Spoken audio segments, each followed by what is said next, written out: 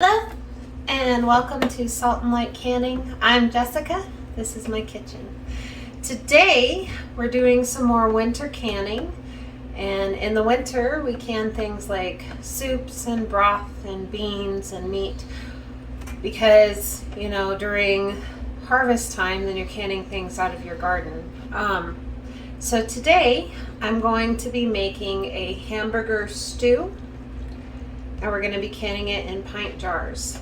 I saw a recipe in the Amish canning cookbook, and it reminded me of my grandma's recipe for hamburger stew.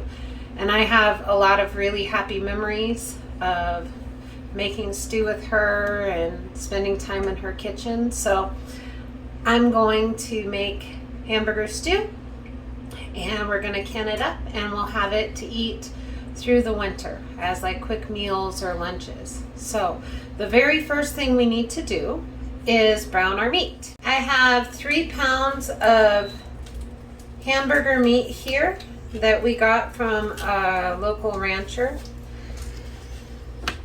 Absolutely wonderful, such a blessing. If you ever get the opportunity to buy your meat from a local ranch or a local farm, I highly recommend it.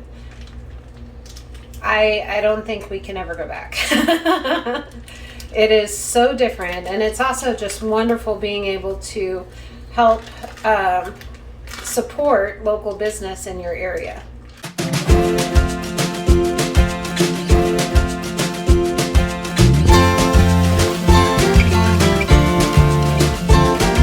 While my meat is browning, I am going to start chopping my vegetables. I have onions, carrots, celery, and potatoes. They're all washed up, and I'm going to start chopping them for the soup.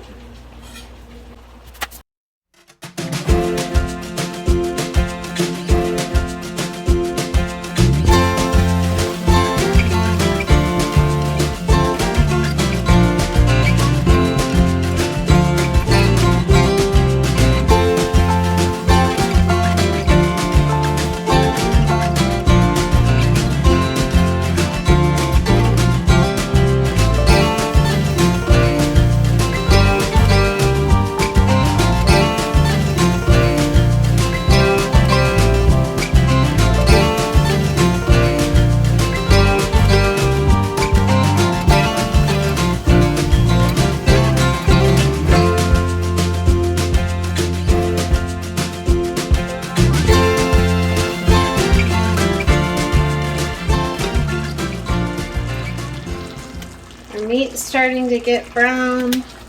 Just want to cook it till it's browned through. Get a lot of the extra fat and oil cooked off. I'm not concerned with seasoning our meat now because it's all going to go together in our soup pot.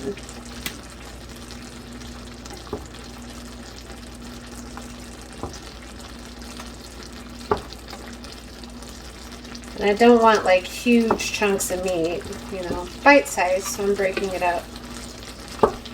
If you want huge chunks of meat, go ahead and do that.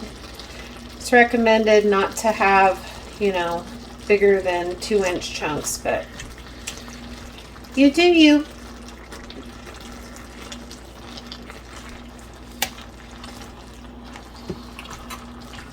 And if you're thinking about just counting ground beef, because you can, you would still want to brown it before you put it in the jar.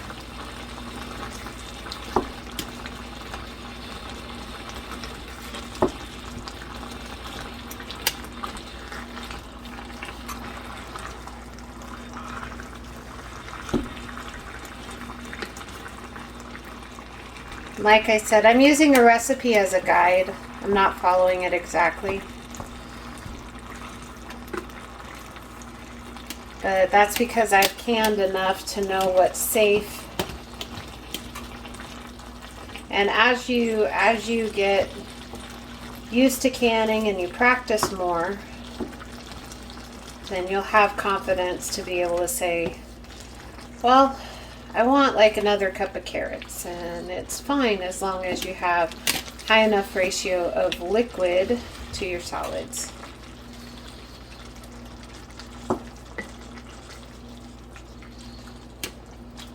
And as long as you're canning things that are safe to can. So, not dairy, not thickeners like cornstarch, no noodles, but stuff that's safe to can.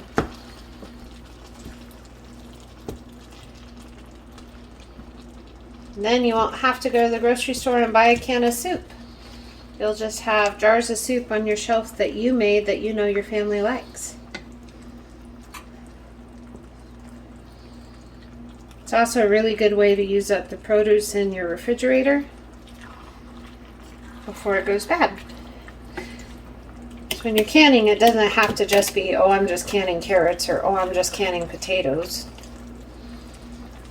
Because having ingredients on the shelf is great, but some nights, you know, after you've been working all day or out with the kids, or it's been a day, you just want something hot that'll warm you up and fill you up. But it doesn't mean that you want to spend, you know, an hour cooking on the stove for everybody to be able to eat. So it's nice to be able to have soups and things on your shelf that you can just open and eat. Or, like, let's say the power goes out. I know that even if I couldn't heat this food, it would still taste good. In fact, we experienced that this last summer. There was a lot of wildfires going through our area.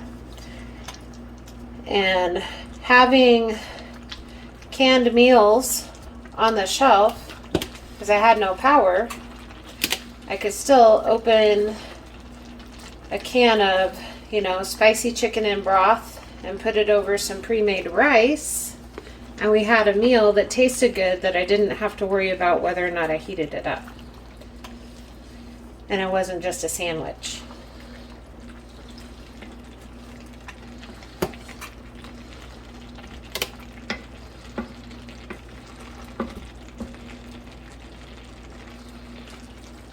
Or say you want to be able to take something good for you that you enjoy to work, but you don't necessarily want to meal prep all weekend to be able to do that.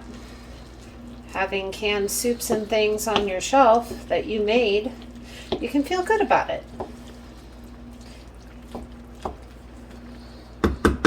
Almost done. My wonderful husband's going to help me put the meat in this pot because he's amazing.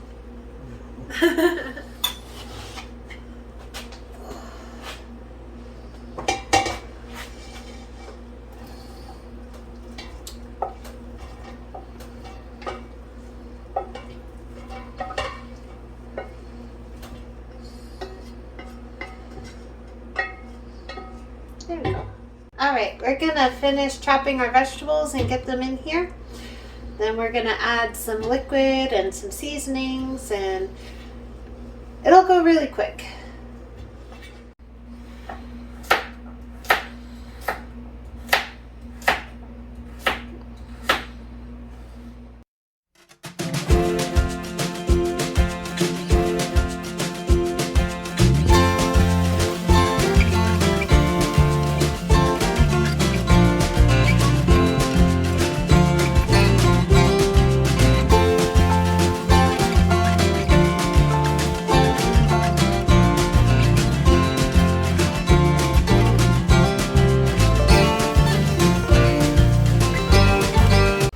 Our meat and our veggies in the pot.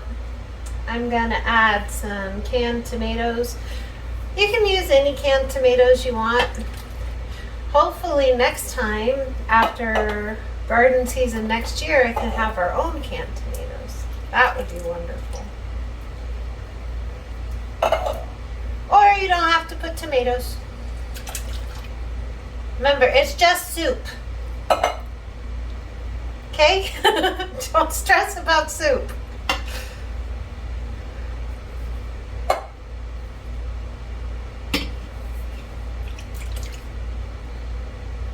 Alright. I'm also going to add some beef bouillon that I mixed up. Or you could just do water. Just have to make sure we have enough liquid. Apparently I didn't get it very mixed. That's okay. We're gonna have to add some more liquid. So I'm gonna mix up some more beef bouillon and we'll start the pot.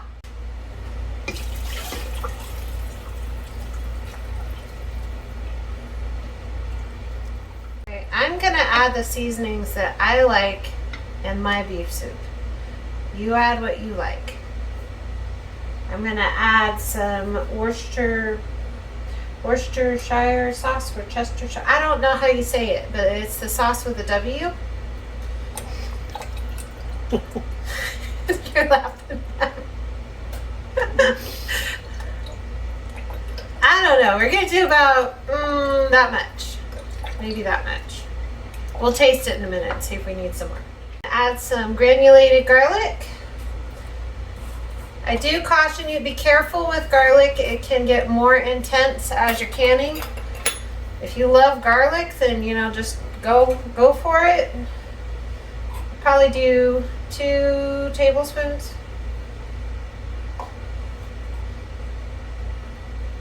I don't know. Again, we'll taste it and see if we like it. I'm also gonna add some of this barbecue seasoning, because I think it goes good with beef. You could just do salt and pepper if that's all you want to do.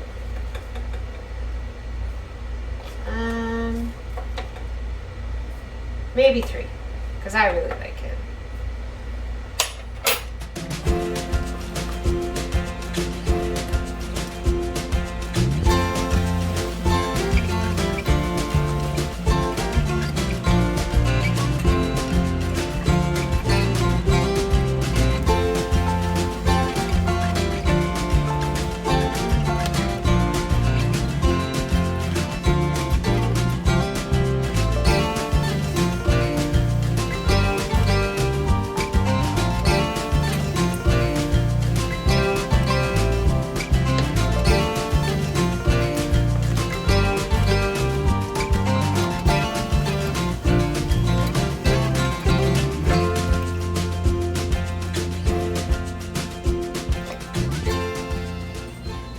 Alright, we're back.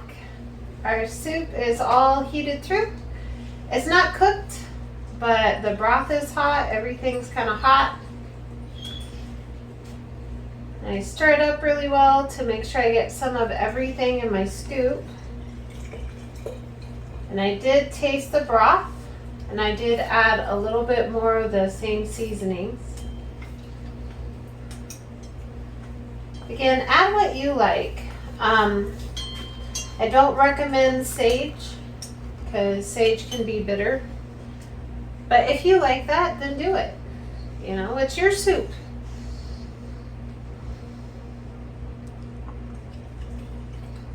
Trying to make sure that we get a good amount of liquid with our veggies and our meat. Debubble.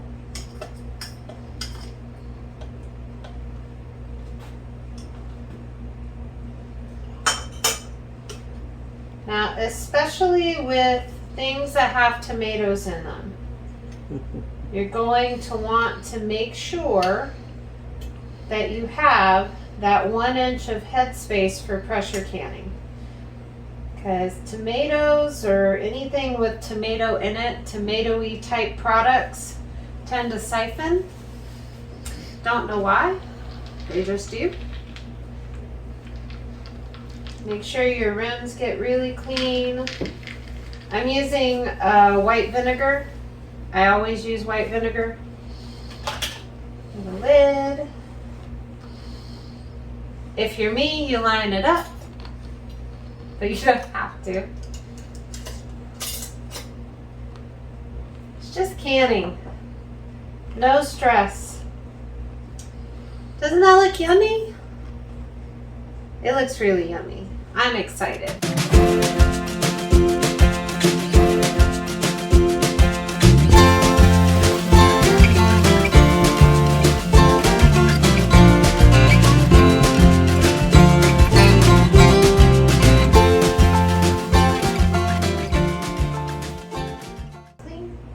I'm going to finish filling these jars and I'll come back when we're starting the canner. Right, I have my canner full. So I have 18 pints of soup in here. I have it turned on so it can start heating up. I'm going to put the lid on.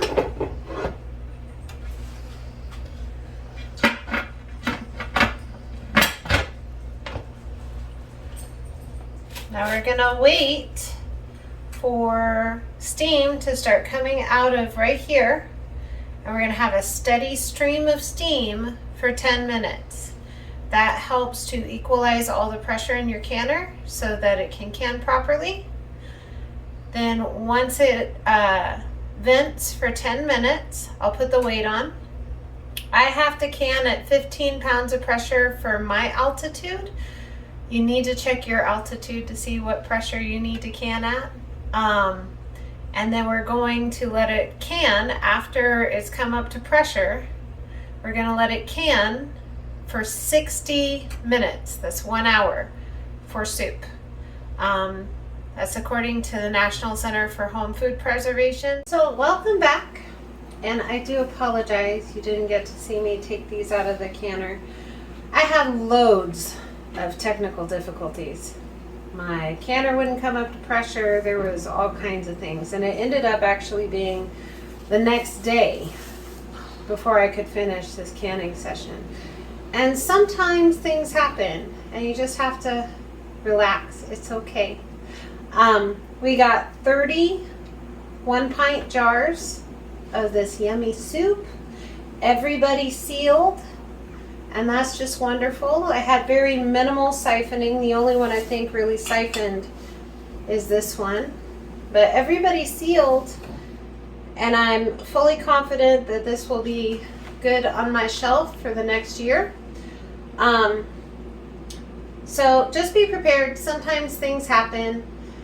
Maybe you need a new sealing ring in your canner, new gasket, and that's all right.